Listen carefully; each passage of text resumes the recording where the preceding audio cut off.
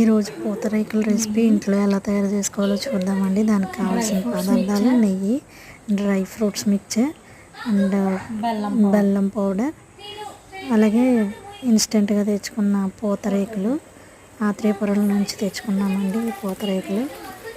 ఆ రేకు ఒకటి తీసుకొని దానికి కొంచెం నెయ్యి అప్లై చేసి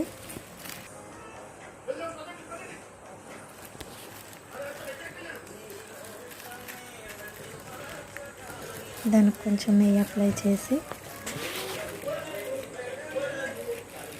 బెల్లం పౌడర్ ఇంట్లోనే తయారు చేసుకున్నామండి. బెల్లం, అలాగే డ్రై ఫ్రూట్స్, కాజు, బాదం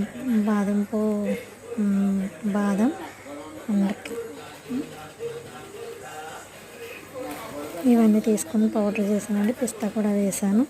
మిక్సీలో ఒక పల్స్ వచ్చే వరకు చేసుకున్నాను. తర్వాత రేకు పైన కొంచెం పెట్టి